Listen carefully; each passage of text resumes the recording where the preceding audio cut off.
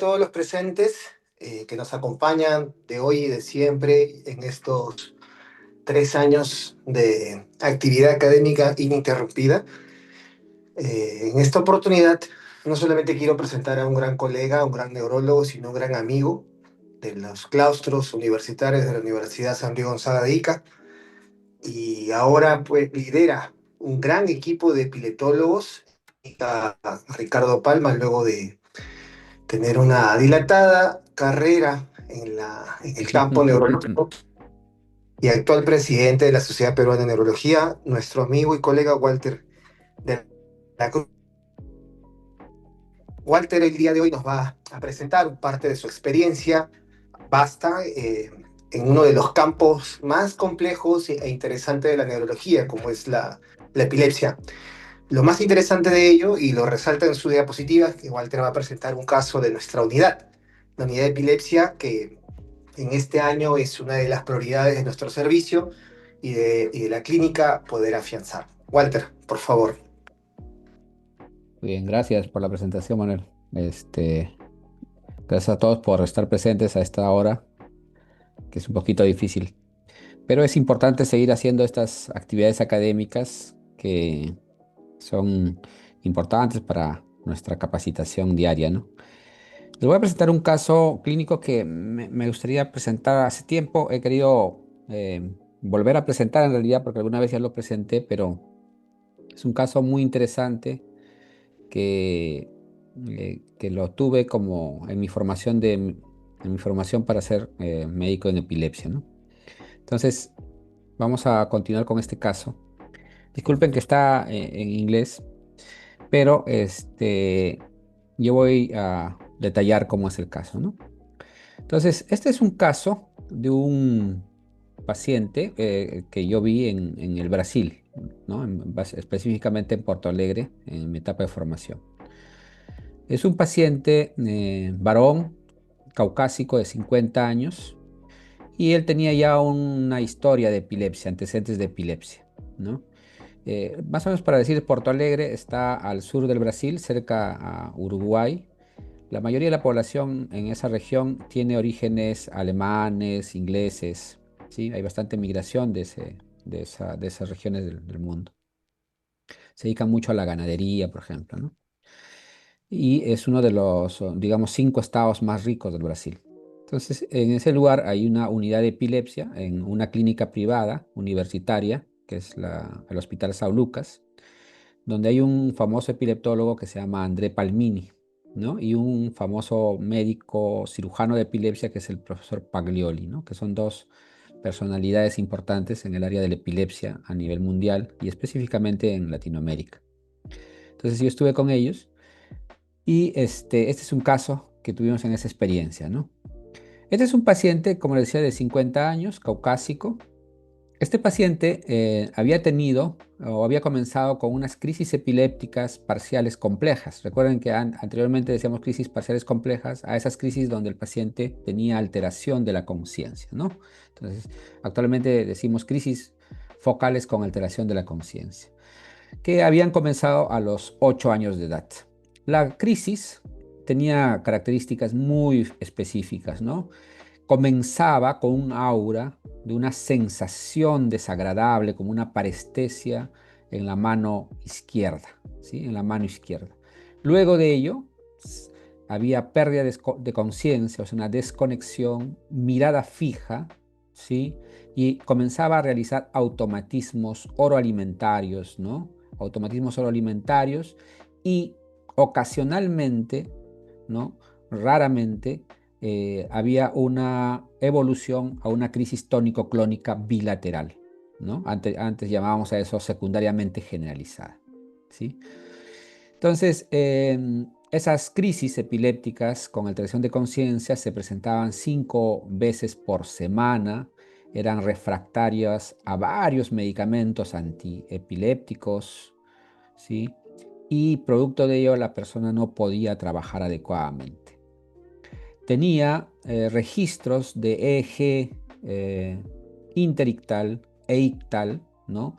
Que mostraban descargas en la región temporal anterior derecha, ¿sí? En la región temporal anterior derecha. Y una resonancia magnética que estamos viendo aquí, de 1.5 teslas para esa época, todavía no había de 3 teslas, que mostraba una probable atrofia del hipocampo, o sea, signos de atrofia del hipocampo, que era específicamente, como están viendo en esta parte, un aumento de la intensidad del hipocampo y, como ven ahí, un agrandamiento del cuerno temporal del ventrículo lateral, ¿no? Y también, si ven ustedes en esta parte, como que hay comparado con el lado izquierdo, como que se ve una ligera atrofia, ¿no?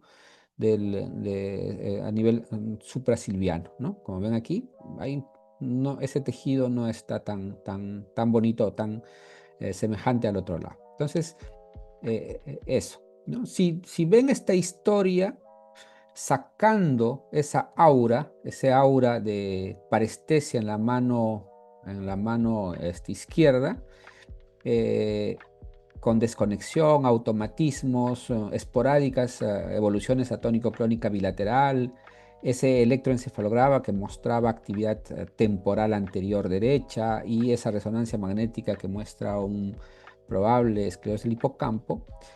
Cuando se hizo la evaluación de este caso en esa época, se concluyó que se trataba de una persona con una epilepsia del lóbulo temporal mesial por esclerosis del hipocampo, ¿sí?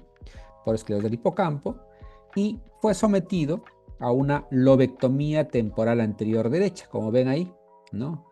Se le hizo una lobectomía temporal anterior derecha y en la patología no se encontró signos de esclerosis. Simplemente salió un tejido que no había ningún signo de displasia cortical focal o algún tipo de lesión epileptogénica. Salió simplemente no definido, ¿sí? Muy bien, entonces el paciente se somete a la lobectomía y en los años siguientes a esta lobectomía hay un completo control de las crisis parciales complejas, o sea, de las crisis con alteración de la conciencia, ¿no? Las crisis focales con alteración de la conciencia desaparecen, ¿sí? Desaparecen. Sin embargo, persiste, ¿no? Con ese aura de sensación de disconfort o parestesia en la mano izquierda persistía. ¿Sí? Persistía. Y ocasionalmente seguía teniendo crisis focales con alteración de la conciencia, que eran 2 a 3 veces por año, ¿sí? Y ya no tenía evolución a crisis tónico-clónico generalizadas. Estaba tomando carbamazepina, 1600 miligramos al día, pero lo importante después de esta cirugía, como ya las crisis con alteración de conciencia eran poco frecuentes, el paciente empezó a trabajar, ¿sí? Y a hacerse independiente, ¿sí? Muy bien, empezó a trabajar y más o menos 10 años después, él ya estaba trabajando como una persona que hace las llaves, ¿no? Que hace llaves, ¿sí? No sé cómo le decimos aquí a los que hacen llaves, cerrajeros. Entonces él estaba haciendo las llaves y tiene un accidente. Tiene un trauma, una injuria en la mano izquierda. Si ven ahí, esta es la cicatriz de esa injuria. Él aparente con uno de los materiales que usaba para hacer las llaves, tiene una lesión punzocortante, ¿sí? Que ven en esta parte, ¿ya? En la mano izquierda. Y 24 horas después de esa lesión, este paciente empieza a presentar unos mioclonías, ¿no? Unos movimientos involuntarios, continuos, ¿sí? Todo el tiempo, no solamente de la mano izquierda, sino de toda la extremidad izquierda. Estos movimientos se podían intensificar cuando la persona hacía movimientos, por ejemplo, ¿no? Y vamos a ver aquí. Si lo ven ahí, la persona está presentando unos movimientos ¿no? Clónicos, mioclónicos en esa extremidad superior izquierda y lo están viendo continuamente.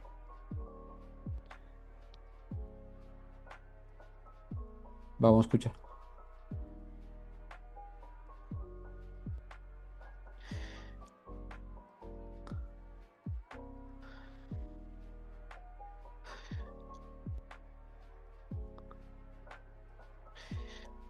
Cuando se le hace ese video, ya está en el día 24, ¿no? En el día 24, después de que comenzó este movimiento persistente, continuo en la mano izquierda, ¿sí? Entonces, a eso él desarrolló lo que es un estado epiléptico focal, ¿no? Sin alteración de conciencia, con un fenómeno motor simple, que es un movimiento mioclónico, clónico en la extremidad superior izquierda, ¿no? A eso le llamamos nosotros epilepsia parcial continua, ¿sí? Epilepsia parcial continua, ¿sí? Está presentando una epilepsia parcial continua. Estos movimientos no paraban parcialmente, ¿no? 10 a 15 minutos con diazepam endovenoso, le habían puesto también anestésicos para reducir los movimientos, no había buena respuesta a dosis adecuadas de clonazepam, clobazam, ácido valproico, y el paciente se sentía muy exhausto debido a estos movimientos e incluso en un momento decía que era preferible que le amputen esa extremidad a seguir teniendo estos movimientos.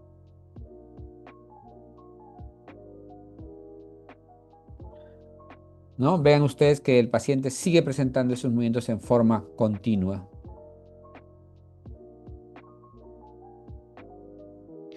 Entonces, estamos frente a un paciente con una epilepsia parcial continua, ¿no? Cuando ustedes tengan un caso de epilepsia parcial continua, eh, lo primero que siempre se piensa, sobre todo si es un niño, es en la encefalitis de Rasmussen. Es una de las causas más frecuentes de una epilepsia parcial continua. Siempre hay que descartar esa posibilidad en niños y en adultos, ¿sí? Una vez descartada la encefalitis de Rasmussen, hay que empezar a ver lesiones altamente epileptogénicas, ¿no? Y ya ahí vienen las malformaciones del desarrollo cerebral, la displasia cortical focal, por ejemplo, ¿no? Entonces, pero lo primero siempre cuando hay epilepsia parcial continua, descartar encefalitis de Rasmussen. Se le hace el electroencefalograma en aquella época que tenía esos movimientos mioclónicos y vean ustedes algo extraño, ¿no?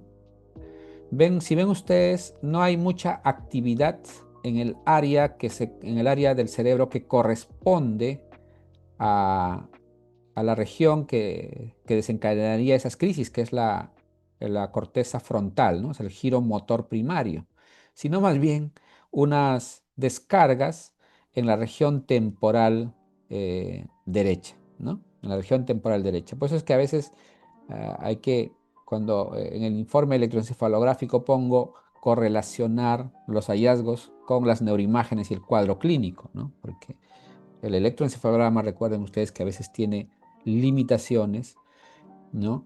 Espaciales, temporales, que siempre tenemos que ver, ¿no? Y en este caso, pues, ocurrió esto, ¿no? Que a pesar de que el paciente tenía una actividad continua en ese brazo y debía aparecer una actividad rítmica en la región, en la corteza motora primaria, más bien apareció en la región temporal, ¿no? Entonces, eso es importante, ¿no?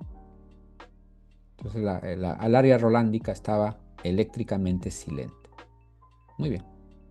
Entonces, continuamos. El paciente persistía así. Se le hace unas imágenes de resonancia magnética. Entonces, en la resonancia magnética, vemos aquí, tenemos una secuencia en T2, aquí en T1, aquí en FLAIR y aquí se hace una resonancia magnética funcional. Si ven ustedes, y esto es lo importante, ¿no? Cuando ustedes tienen el cuadro clínico, los hallazgos electroencefalográficos, el neurólogo está obligado a evaluar la resonancia magnética con esos datos. O sea, hay que evaluar la resonancia magnética con los datos de electroencefalografía y el cuadro clínico.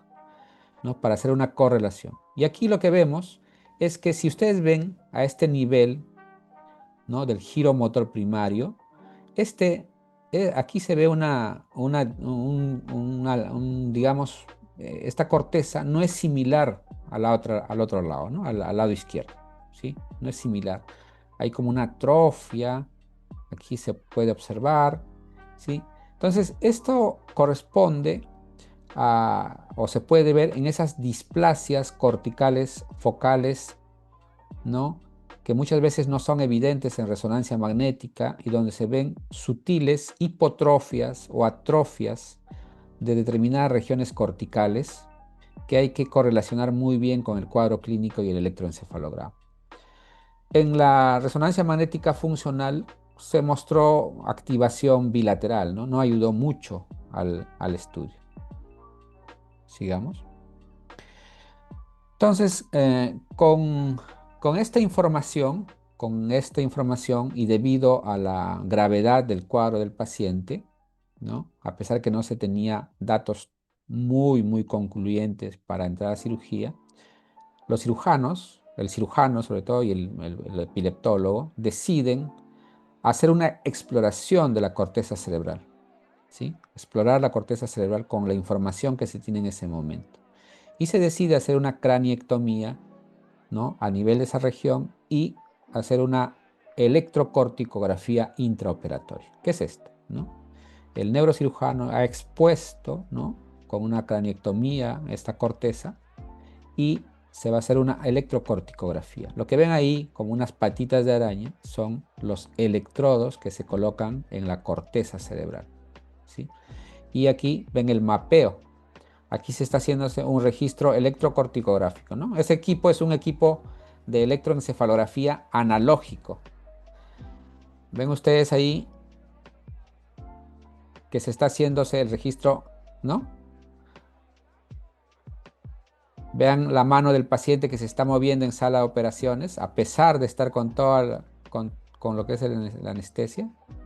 ¿Sí? Entonces se está haciéndose un registro electrocorticográfico para ver cuál es la región que está descargando y a empezar a ver los cortes, ¿no? Entonces se nota aquí los electrodos están enumerados obviamente y se ve esta actividad. Vean ustedes esta actividad eh, de descargas periódicas de puntas, ¿no? En esos electrodos, en los electrodos 2, 3, 9, 6, 1, ¿no? Que son los electrodos correspondientes a esta región de la corteza cerebral, ¿no? Aquí ya se cortó una parte del tejido cerebral, pero se vuelve a hacer un registro electroencefalográfico para ver si todavía queda área cortical epileptogénica, ¿no? Y también correlacionado con el paciente, porque el paciente persistía con los movimientos en la mano, ¿no? Entonces nuevamente se hace un registro y luego de ello, una vez terminado y una vez que para la crisis, ya se deja de hacer el registro, ¿no? Y lo que se quitó es esta región del cerebro que están viendo aquí. Cuando nosotros hacemos electrocorticografía, siempre tenemos que tener mucho cuidado en la interpretación, porque aún colocando los electrodos en la misma corteza, pueden haber a veces falsos positivos. Y aquí estamos mostrando eso, ¿no? Si nosotros recuerden que la corteza cerebral es así, ¿no? Tiene sus valles, sus picos, ¿cierto? Por los surcos, los giros que tenemos. Cuando nosotros colocamos los electrodos, estamos colocando en estas regiones, no estamos colocando en el fondo del surco, estamos colocando encima del surco. Entonces, la información que vamos a recibir puede ser de una descarga que está produciéndose en esta región o una descarga que está produciéndose en esta región, no lo sabemos. Entonces, en el momento de la electrocorticografía, explorando junto con el neurocirujano, se va a poder evaluar, ¿no? De dónde está produciéndose la descarga. Entonces, en este caso, el paciente primero se le extrajo una parte, ¿no? Superficial y seguía teniendo crisis. Entonces, se tuvo que poner el electrodo en el fondo del surco para poder controlar la crisis, ¿no? Entonces, eso es importante cuando se hace cirugía de epilepsia. Y aquí vean que el paciente ya no tiene movimientos. Le están dando órdenes para que le dicen que abra las manos, ¿no? Y está haciendo movimientos ahí. Entonces el paciente tuvo una buena respuesta después de la cirugía. Aquí lo tenemos. Se le empieza a preguntar.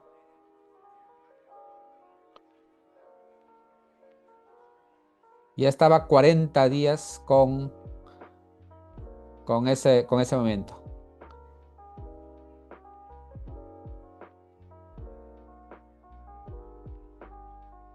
Vean ustedes que no tiene monoparesia.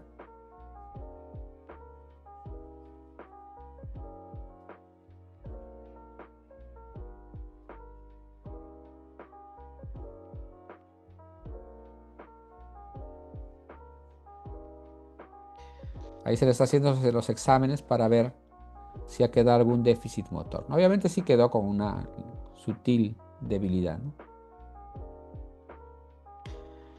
Y eh, el tejido, la histopatología, encontró una displasia cortical focal 1A, ¿no? Que son esas displasias que no se van a ver claramente en resonancia magnética, ¿no? Son ese tipo de displasias que lamentablemente la resonancia magnética, aún siendo de 3 teslas, no se van a poder ver claramente y necesitamos en realidad hacer una muy buena correlación entre la clínica, el electroencefalograma, tener bastante experiencia eh, en epilepsia para para hacer estas correlaciones y poder ayudar al paciente, ¿no? Y aquí están los cortes, ¿no? Donde se van a ver las, eh, las neuronas, ¿no? Dismórficas y una red neuronal anormal.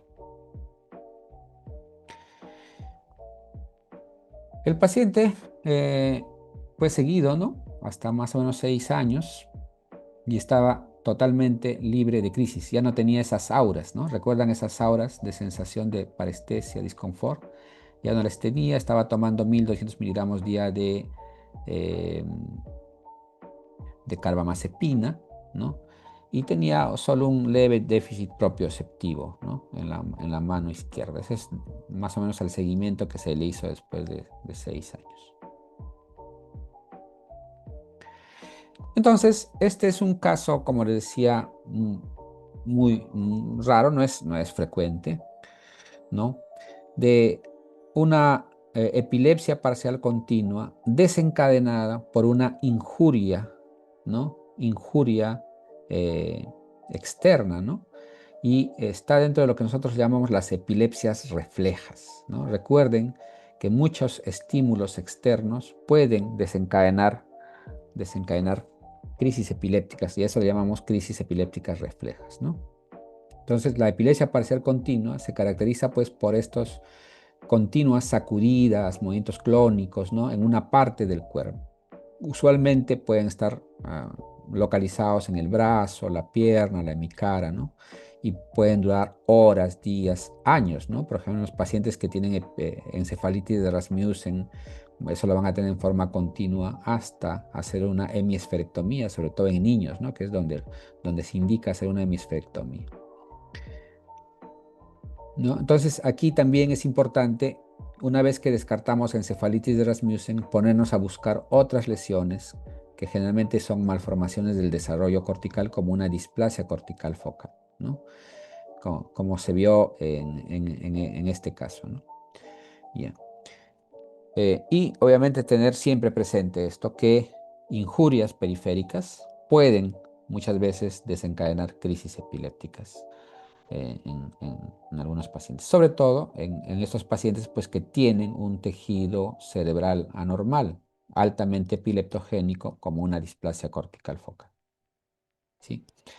Este los presenté porque fue un artículo que se publicó miren, en 2016, ¿no? Con ese tiempo de seguimiento, ¿sí?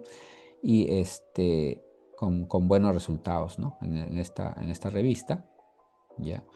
Eh, y más o menos cuando hicimos la revisión, ¿no?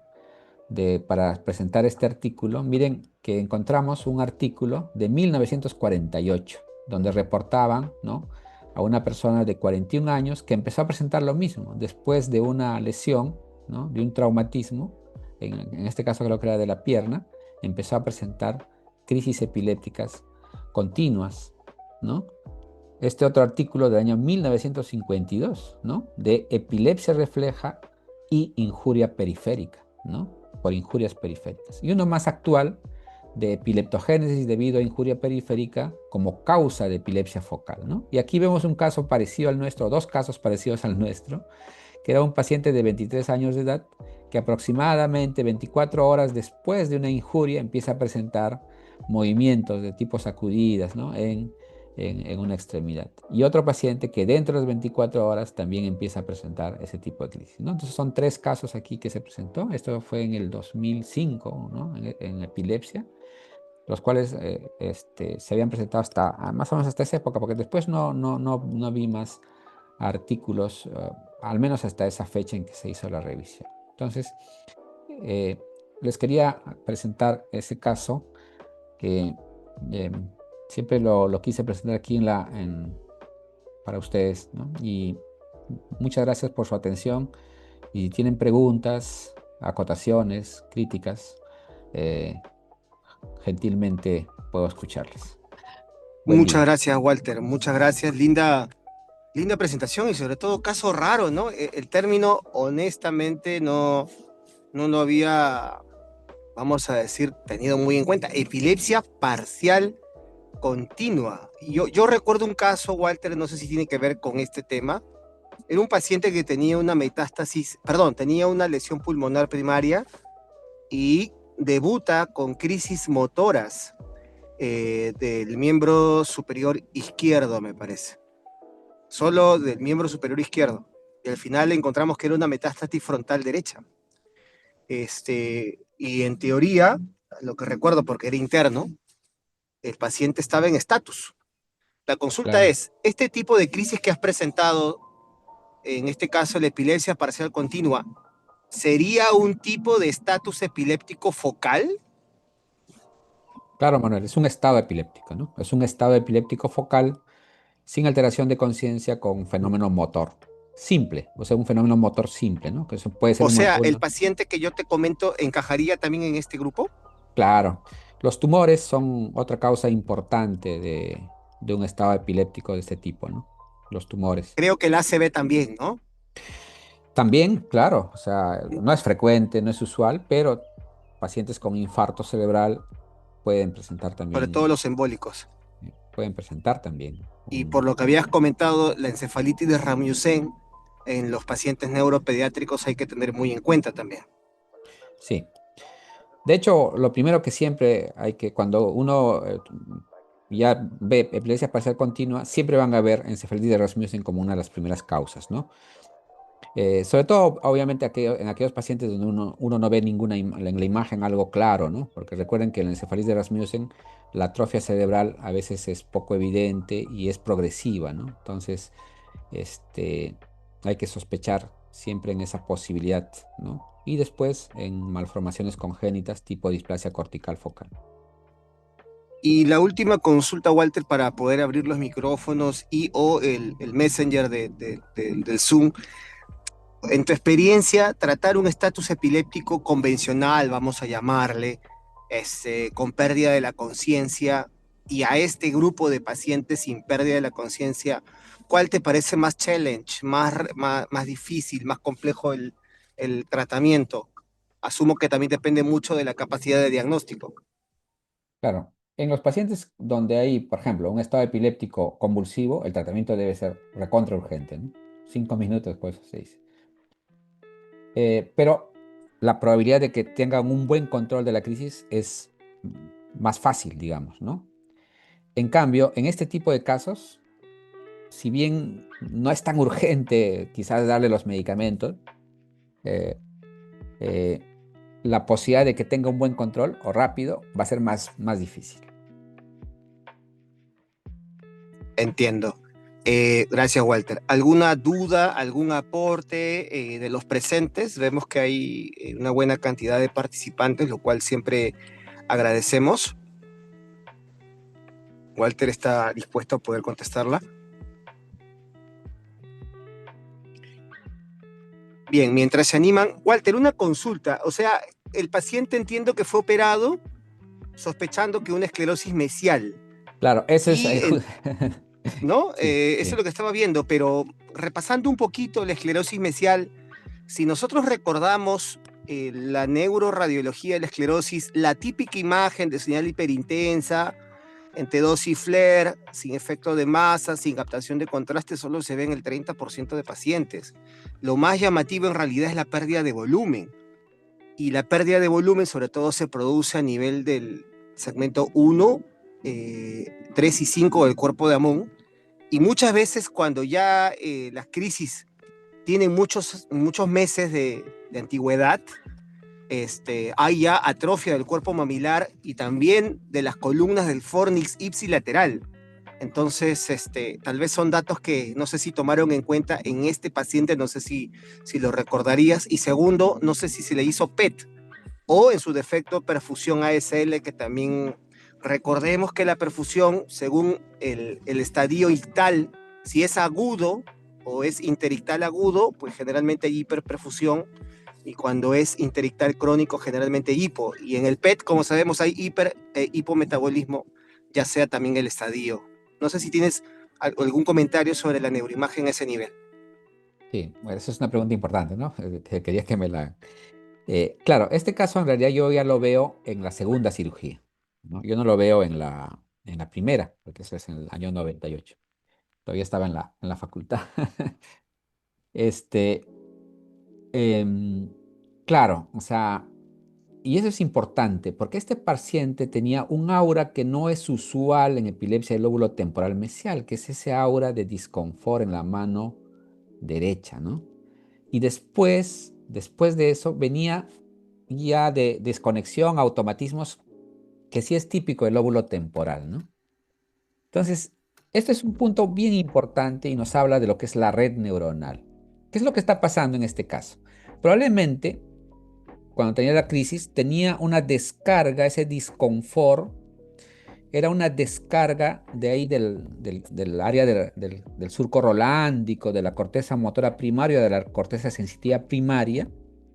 ¿Y qué pasaba? Que se propagaba hacia el lóbulo temporal y nos daba esas características, ¿no? Cuando se hace la cirugía del lóbulo temporal, clínicamente el paciente mejora porque las crisis focales con alteración de conciencia desaparecen por 2 años, luego aparecen, pero ya son esporádicas, el paciente comienza a trabajar.